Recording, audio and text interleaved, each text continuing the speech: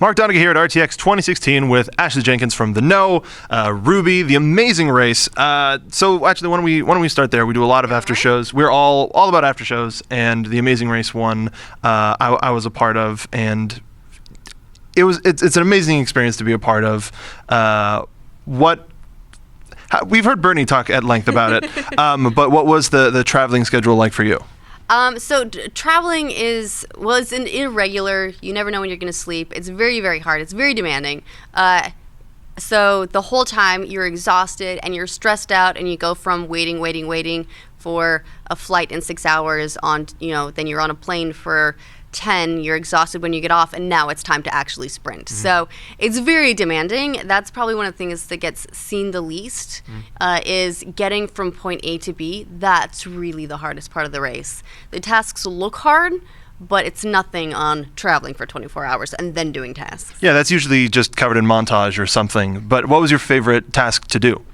Oh, favorite task. Okay, so, I would say paragliding in Chamonix, mostly because it was just so spectacular. Mm-hmm. But I also didn't do much once I got off the ground. I just encouraged my pilot to get me down as quickly as possible. Mm-hmm. I don't care what the G-force was. But the favorite task to actually do, I jumped off a cliff. I made friends with chickens. I raced camels, and they were the worst. Actually, walking through the desert with a string of camels, and then getting to the oasis where they gave me camel milk and coffee and dates and bread might have been my favorite part. If every challenge fed me at the end, I'd be through them like it wouldn't be a challenge, though. It's a challenge to eat all of the things. I would take it. That's what it would be. Gain 10 pounds in an hour. Can do. What was your favorite challenge that Bernie had to do? My favorite challenge that Bernie had to do was in Dubai, when he had to put on a little tiny gold swimsuit, and then he had to solve a puzzle going like, and I was like, yeah, flex. That's the one challenge that everybody in the Rooster Teeth community didn't know that they wanted to see, but absolutely was. That was the most GIFable moment, I think, or GIFable moment. I in both camps from the entire series. But super sad. You guys had, I think, the strongest showing out of any of the teams. You're the most consistent. I know you came in second a lot, but I was pushing for you the whole way, and I'm sorry that it ended it like it did. Yeah, we were too, but we try to look on the bright side. We made it to every country, so we got to do all the cool stuff all the way around the world. That's a big one, and we did our best. That day, we legitimately got beat, and that's where we're at. So we actually ordered one of those scooters. Bernie's told this story before, but when we were preparing for the race, we do all kinds of random stuff. I made him go to a dance class. I also took him to yoga. That was really fun. That was more just for me, I think.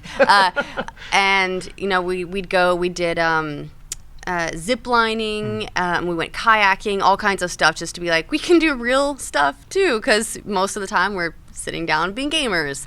And so we wanted to make sure we could actually hack it in the real world, I guess. And one of the things that we almost did is we almost bought one of those electric unicycles.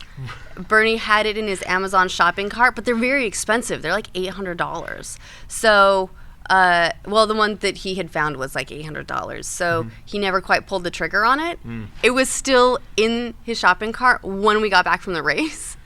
If we'd had that, it would have been amazing. We're like, electric unicycle, I don't know, let's try it. And then just like, and just rolled with it. But in the end, I did, after we got back, I did actually buy one. Not the $800 version, but I refused to let it conquer me forever.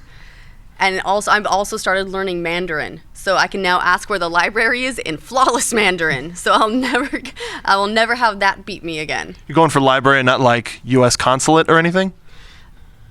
I'll learn that too. Okay. I'll learn that too. I know how to ask people for English, so that's step one. That's the next step. So yeah, no, that's good. That's helpful.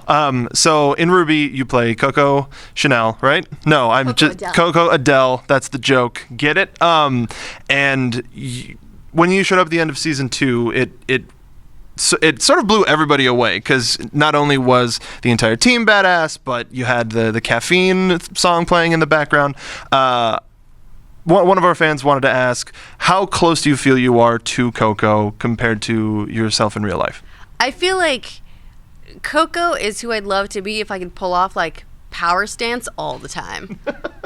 she's every move she makes seems to be a power move. Mm-hmm. So that's who I could be if I could just channel that and not worry about not killing dozens of things at once. But unfortunately, I have to, if I don't have to abide by the real world, that's who I'd want to be. She's really cool.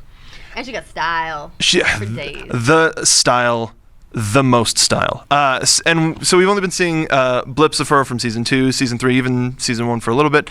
Do you have any idea where she may end up in volume 4? She's in the hands of the writers. I can't share any details. But, we'll just see. Yeah, that's usually the best answer because that means I know something I ain't telling you. Not at all. Of course, you're also a huge part of the know.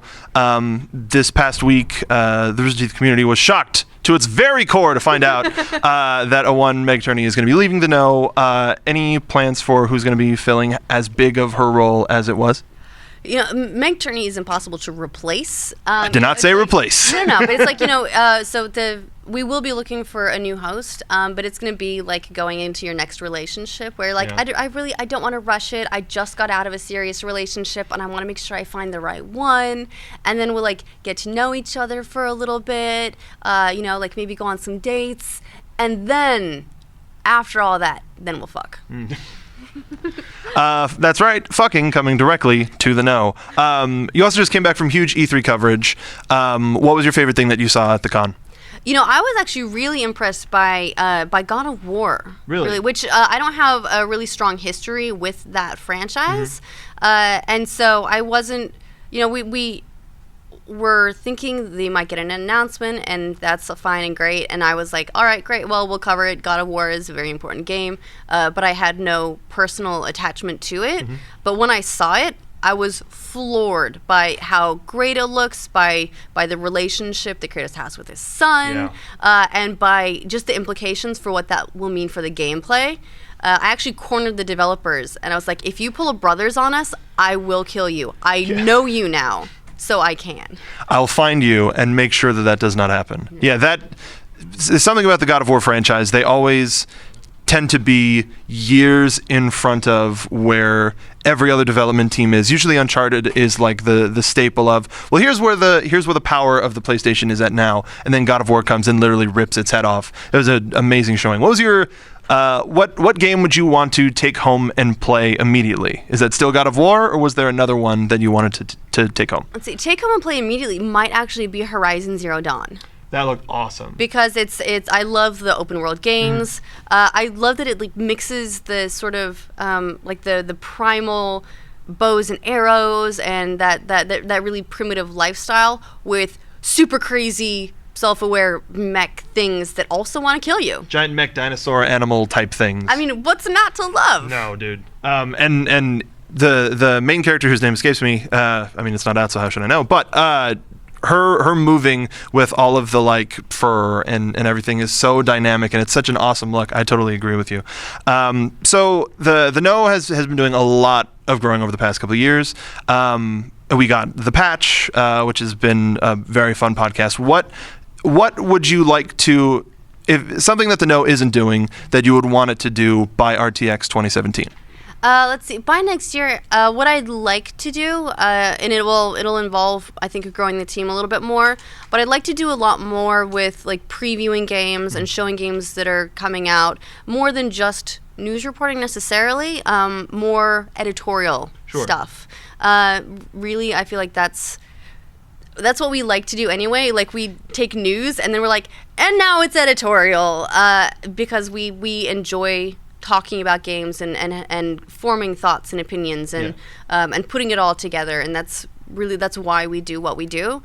So to be able to do that and showcase games that are coming up to try to help inform our audience about like the games that they may be interested in picking up that they maybe never heard of before, or that they have been interested in, but they just really want to see it in action and hear like what we think. That would be a lot of fun for me. Really, that's just an excuse. This means I want games that are coming out. Early access games, any studios out there, need you at the know. Ashley, thank you so much for joining us, and we'll see you next year at. And hopefully, maybe you're on. Amazing Race does. They do like the All-Star years, right? They do. We don't know when the next one will be. We don't. Like, if we are invited, we'd love to do it.